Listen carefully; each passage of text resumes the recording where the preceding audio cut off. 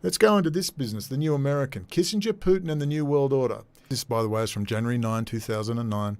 Kissinger, never one to let a crisis go to waste, has been busy on an important New World Order project in Russia with Vladimir Putin.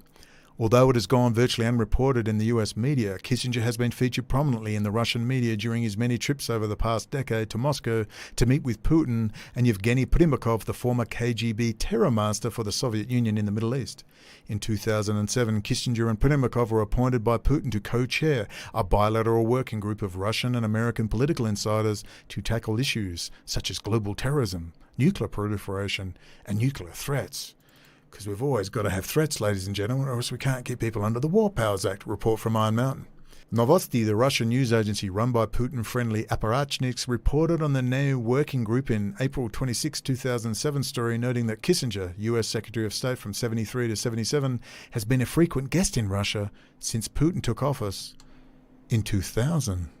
A Novosti story in July 2007 reported on Kissinger's closed-door meeting with Putin, Primakov and a delegation of former US officials at Putin's presidential residence. The Novosti article, along with the multiple photos of the event, contrasted sharply with the absence of any coverage by the conference by the major US media, which should have been on top of such a meeting of world leaders and should have let the American public know about it.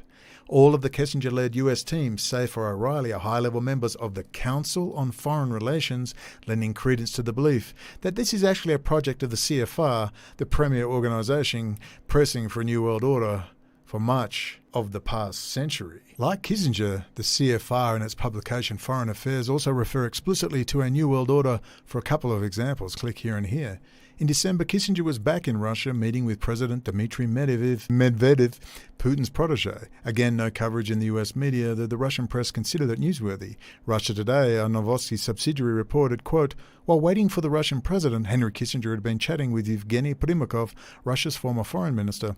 Primakov now heads the Russian Chamber of Commerce, a post that experienced intelligence assets see as the perfect cover to continue his intelligence functions for the KGB, FSB during his numerous trips abroad, especially to the Middle East, where he meets with leaders of many of the terror regimes he supported in the Soviet era.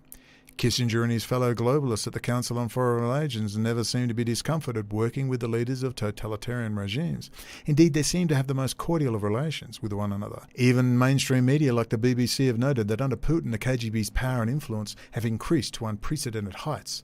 In an article entitled KGB Influence Soars Under Putin, the BBC reported, 4 out of 5 political leaders and state administrators in Russia either have been or still are members of the security services. A study suggests that's what you call the deep state in Russia, everyone.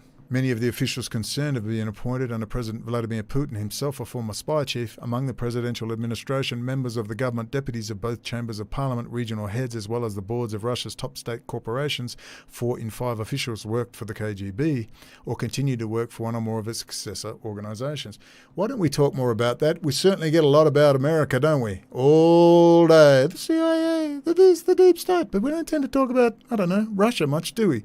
Readers of the New American are not surprised by this, as we have been reporting on the continuation of the Soviet communist program under the supposed reform government of Russia over the past 2 decades. However, to Kissinger and the New World Order cheerleaders at the Council on Foreign Relations, Putin's democratic deficit, or Hu Jintao's in China, is a triviality that should not be allowed to stand in the way of East-West convergence, with the final goal being world government under an expanded and fully empowered United Nations.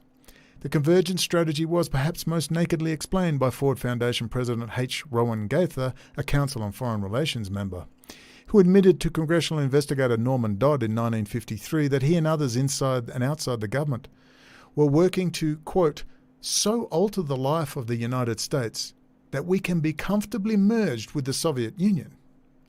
Putin, Primakov and Medvedev, along with Kissinger and his US confreres, appear to be working toward the same objective announced by Gaither more than 50 years before. You mean like creating polarization, increasing the dialectic, creating civil war, breaking the United States up into 2?